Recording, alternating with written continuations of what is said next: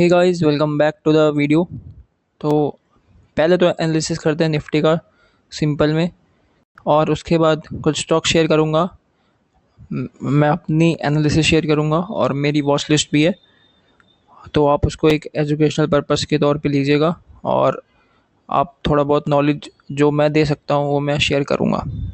तो सबसे पहले अगर निफ्टी की बात करें तो निफ्टी जो है काफ़ी स्ट्रॉन्ग रहा लास्ट वीक। जैसे कि आप देख सकते हैं, निफ्टी ने नया ऑल टाइम हाई लगाया 26,000। अगर आप कुछ महीनों से देखेंगे तो निफ्टी लगातार नए ऑल टाइम हाइज लगा रहा है, और बीच में थोड़ा बहुत पुल बैक आया था, करेक्शन बोल सकते हैं आप, जो छोटा मोटा करेक्शन आया था 25 और 24,000 के बीच में, उसको बीट करके फिर निफ्टी ने नया ऑल टाइम हाई लगाया। लगातार 2 हफ्तों से निफ्टी अप ट्रेंड में ही है या साइडवेज हो जाता है। साइडवेज अगर हो रहा है तो उसके बाद एक अच्छा खासा मूवमेंट भी देता है। तो अब बात करें निफ्टी का क्या व्यू रहेगा, तो निफ्टी का अगर देखें तो फेड रेट कट के बाद ये एफ का बहुत अच्छा इन्वेस्टमेंट हुआ है कई स्टॉक्स में, और उसकी वजह से निफ्टी भी काफ़ी एक अच्छे अप ट्रेंड में है। तो ऐसा कह सकते हैं कि निफ्टी अभी स्ट्रॉन्ग है और बुलिश है। और जो निफ्टी का रेजिस्टेंस रहेगा वो रहेगा अभी 26,277 का। अगर इसको तोड़ते हुए निफ्टी बढ़ता है तो और नया ऑल टाइम हाई हमें देखने को मिलेगा। और अगर यहाँ से करेक्शन लेता है तो 26,000 की जो लेवल है उसको तोड़ के ही करेक्ट होता है, या जो भी आप कह सकते हो कि एक रेंज में हो सकता है। तो जो सपोर्ट रहेगा वो रहेगा 26,011 का, और उसके नीचे जो मेजर सपोर्ट रहेगा 25,482 का। तो ये रहा निफ्टी का शॉर्ट एंड सिंपल वे में एनालिसिस। अब बात करते हैं स्टॉक्स की। तो कुछ स्टॉक्स ऐसे हैं जो आईटी से हैं और कुछ रिटेल कंपनी के हैं। तो सबसे पहले बात कर लेते हैं आईटी स्टॉक की, जो मैंने अपने वॉच लिस्ट में ऐड करी है। तो अगर हम आईटी के स्टॉक देखें, एक एफएल इंडिया है। एफएल इंडिया का अगर आप बिज़नेस देखें तो आईटी कंपनी है, ग्लोबल कंपनी है, जिसका फंडामेंटली बहुत अच्छी कंपनी है। और इसका एक काफ़ी भयंकर बिज़नेस है, मैं कह सकता हूँ ऐसा, क्योंकि अगर जब आप कंपनी के बारे में थोड़ा बहुत पढ़ेंगे तो आपको आइडिया लग जाएगा। अब एफएल इंडिया की बात करें तो जब से आईटी निफ्टी अपना आईटी चलना चालू हुआ है, आईटी इंडेक्स, तो तब से आप देखेंगे कि एफएल इंडिया भी अच्छा खासा चल रहा है। और आप ये कह सकते हैं एक ट्रेंड लाइन में चल रहा है ऐसा कुछ। और उसके बाद एक एफएल ने अपना नया हाई लगाया है जो है 1715 का, और उसके बाद एक थोड़ा बहुत यहाँ पे करेक्शन आई है जो कि शायद 10 to 15% की लगभग, और उसके बाद एक फिर साइडवेज में कंसोलिडेट कर रहा है। तो जो अगर एफएल इंडिया ब्रेकआउट देता है 1606 में का, तो वहाँ से एफएल इंडिया में एक अच्छा मूवमेंट दिख सकता है, जो कि मेरा मानना है, और ये मेरी वॉच लिस्ट के अंदर है। और उसके बाद दूसरे स्टॉक की बात करें तो दूसरा स्टॉक है हमारा कैंस टेक्नोलॉजी। शायद मैं गलत प्रोनाउंस कर रहा हूँ, कोई नहीं। तो कैंस टेक्नोलॉजी भी एक आईटी कंपनी है जहाँ तक मुझे पता है।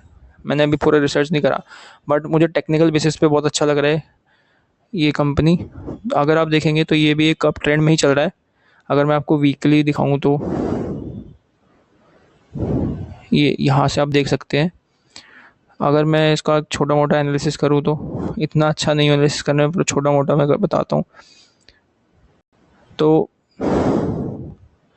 अगर हम देखें तो कैंस टेक्नोलॉजी, जहाँ तक मुझे पता है इसका शायद नई कंपनी है, मुझे इतना ही पता है कुछ।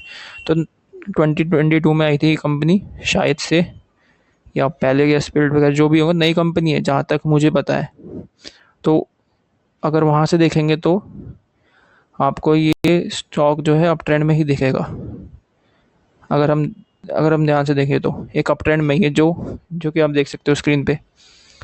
तो कैंस टेक्नोलॉजी एक आईटी कंपनी है, और इसमें एक अगर ये आईपीओ होगा तो इस वजह से ये अभी अप ट्रेंड में है, क्योंकि जानते हो आप कुछ लोग जो लिस्टिंग गेन पे ही सेल करते हैं, बाकी होल्ड रखते हैं। तो हो सकता है इसमें बिग प्लेयर्स हो एक्टिव। और कैंस टेक्नोलॉजी क्यों अच्छा लग रहा है मेरे को, क्योंकि आप देखोगे तो एक ये रेंज बनाता है, उसके बाद फिर मूवमेंट देता है, फिर एक करेक्ट मोड में जाता है, फिर मूवमेंट देता है। अगर आप देखोगे तो ये ऐसे ही कर रहा है जहाँ और पहले ये थोड़ा बहुत करेक्ट होगा ऐसी ही रेंज में, उसके बाद ऐसे मूवमेंट देता रहता है। अगर मैं थोड़ा जूम करता हूँ, ये देखो, पहले ये स्टॉक की यही चाल है, ऐसे करेक्ट होगा, फिर यहाँ करेक्ट होता है, ऐसे फिर ये मूवमेंट देता है। ये मतलब ये जिगजैग वे में चल रहा है स्टॉक, और अब ये कंसोलिडेट कर रहा है एक जगह पे आके, जो कि मेरे ख्याल 10 डेज़ के बीच बीच में कर रहा है। तो अगर मैं इसका ब्रेकआउट पॉइंट देखूं, तो ब्रेकआउट पॉइंट है इसका 5810 रुपीज़ का, मतलब 5810 पे अगर ये ब्रेकआउट करता है तो स्टॉक अच्छा रहेगा। और अगर मैं इसके वॉल्यूम की बात करूँ, तो वॉल्यूम आप देख ही सकते हो स्क्रीन पे कि स्टॉक में वॉल्यूम्स अच्छे हैं। बाकी कुछ कह नहीं सकते, आप अपनी एनालिसिस ज़रूर रखिए, क्योंकि ये मेरी वॉच लिस्ट है। उसके बाद अगर मैं एक स्टॉक की बात करूँ तो है सिम्फनी। सिम्फनी क्यों अच्छा लग रहा है? सिम्फनी जहाँ तक मेरे को लगा है कि ये शायद रिटेल कंपनी ही है। मैंने मैंने एड्स बहुत देखे, शायद मुझे पक्का बिजनेस नहीं पता है, पर मुझे टेक्निकल पे अच्छा लग रहा है, तो इसलिए मैं शेयर कर रहा हूँ। और बाकी मेरी वॉच लिस्ट में है ही। तो अगर हम सिम्फनी की बात करें, तो सिम्फनी एक लॉन्ग रेंज से निकल के आया है, जो कि कह सकते हैं। और यहाँ पे आप देख सकते हो कि सिम्फनी जो है एक साइडवेज रेंज में था ये, और ये पूरा साइडवेज रेंज में था। यहाँ पे ये जो ये वाला लेवल है, यहाँ पे ब्रेकआउट दिया है, तो स्टॉक में एक अच्छा मोमेंटम हमें दिख रहा है। और मैं लेवल भी बता देता हूँ कौन सा लेवल है वो। तो अगर हम लेवल की बात करें तो है 1200 के आसपास का लेवल है, जहाँ से ये स्टॉक चलना चालू हुआ है।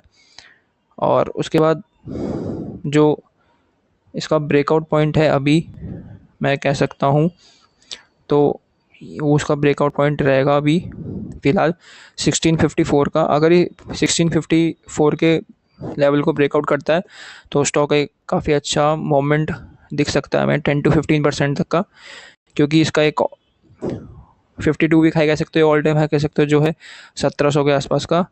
मैं इतनी उम्मीद कर रहा हूँ स्टॉक से, बाकी देखते हैं। और एक स्टॉक है रेड टेप।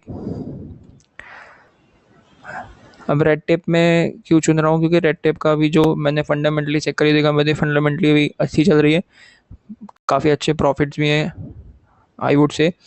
और अगर आप देखेंगे तो रेड टेप का बिज़नेस भी अच्छा खासा है।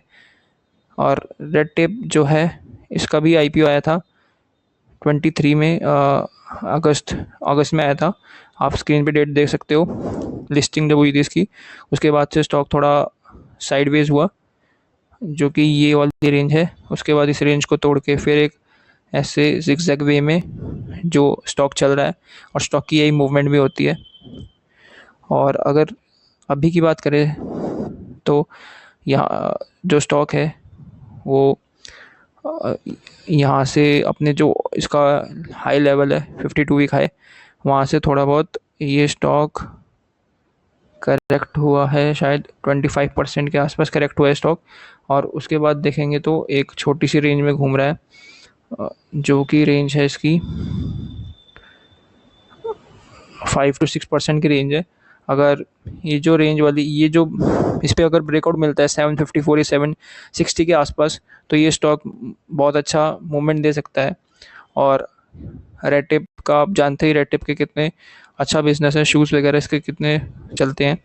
तो एक तरह से हमें पता भी है इसका बिज़नेस लगभग, अगर हम ज़्यादा डिटेल में भी ना जाए तो लगभग ज़्यादातर लोग रेड टेप के बारे में जानते हैं, तो कहने की कुछ ज़रूरत नहीं है। और स्टॉक में वॉल्यूम्स भी लगभग अच्छे हैं, तो मेरे को ये स्टॉक अच्छा लग रहा है। बाकी जैसे कि आप अभी रिसेंट देखे होंगे, अगर आपने नज़र रखी होगी ऑटो सेक्टर में, तो ऑटो के भी कई स्टॉक्स चल रहे हैं, और उसी का एक पार्ट है जेके टायर। मतलब ऑटो का डायरेक्ट पार्ट नहीं है, पर उसका एक पार्ट है टायर इंडस्ट्री। और मैंने चेक किया तो कई टायर के स्टॉक्स भी काफ़ी साइडवेज थे, मतलब काफ़ी पहले चले थे, उसके बाद फिर एक साइडवेज रेंज में या आप कह सकते हो डाउन ट्रेंड में, पर वहाँ से दोबारा उठना चालू हो रहे हैं। तो जेके टायर में मैंने देखा जो इसका ऑल टाइम हाई है वो है 555 का, और जो उसका सेकंड हाई था, मतलब सेकंड लास्ट हाई जो कह सकते हो 510 का, और उसके बाद स्टॉक डाउन ट्रेंड में ही था यहाँ से, मतलब अपने ऑल टाइम हाई से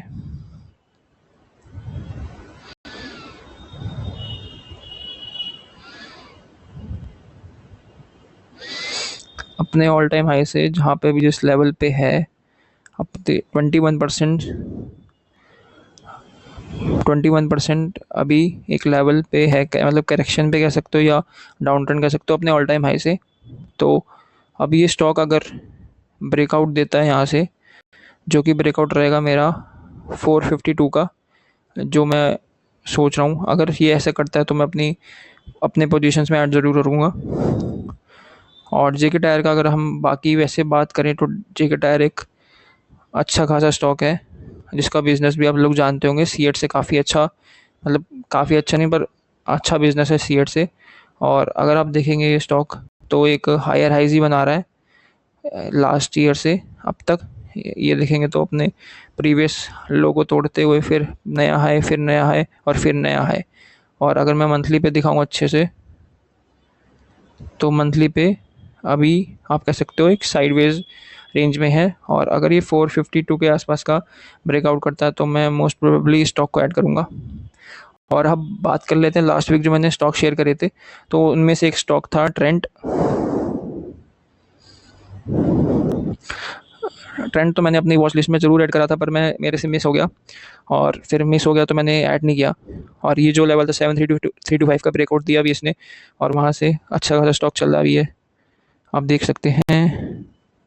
जो अभी की रेंज है 8 अपने ब्रेकआउट लेवल से करीब करीब 9% कह सकते हैं 9% अप है। और मुझे दुख हुआ कि मेरे से ये स्टॉक छूट गया। और एक स्टॉक था सोलर इंडस्ट्रीज़। सोलर इंडस्ट्रीज़ भी सोलर इंडस्ट्रीज़ मैं ले नहीं पाया। सोलर इंडस्ट्रीज़ में एक दिन क्या हुआ, जब ब्रेकआउट आने वाला ही था उसके एक 16 सितंबर की बात है, उस दिन स्टॉक 3% का डाउन मूवमेंट देता है। और तो मेरे को लेने की हिम्मत नहीं हुई तो मैंने इसको स्किप कर दिया। और एक स्टॉक था ग्लेन फार्मा, तो ये स्टॉक है ग्लेन फार्मा, ये भी मैंने शेयर किया था लास्ट वीक, और इसने भी बैंड बजा दी। अगर मैं लेता भी तो मेरा स्टॉप लॉस चला जाता, और वैसे भी इसने ब्रेकआउट दिया था पर मैंने लिया नहीं था क्योंकि मुझे थोड़ा डाउट था, तो इसलिए मैंने इसको छोड़ दिया। अगर आप देखोगे तो वो जो ब्रेकआउट लेवल था वो यहाँ का था, 1750 का था। ये 1750 को तोड़ता है पर ये सस्टेन नहीं कर पाता, ये यहाँ कुछ 1769 तक गया, वहाँ से एक रेजिस्टेंस फेस किया, और वहाँ पे सेलर्स ने इसको अच्छा खासा स्टॉक को दबा दिया, और स्टॉक ऐसा हो गया, तो ये भी नहीं चला। तो उसमें से 2 स्टॉक चले, पर एक स्टॉक ने तो फुल बैक मारा और एक स्टॉक अच्छा खासा चला। तो यही होता है स्टॉक मार्केट में, इसलिए कहते हैं रिस्क मैनेजमेंट बहुत ज़रूरी है। और यही कुछ अपनी तो यही थी मेरी वॉच लिस्ट, और हम मिलते हैं नेक्स्ट वीक के वीडियो में। और यही थे कुछ stocks for the week. Bye.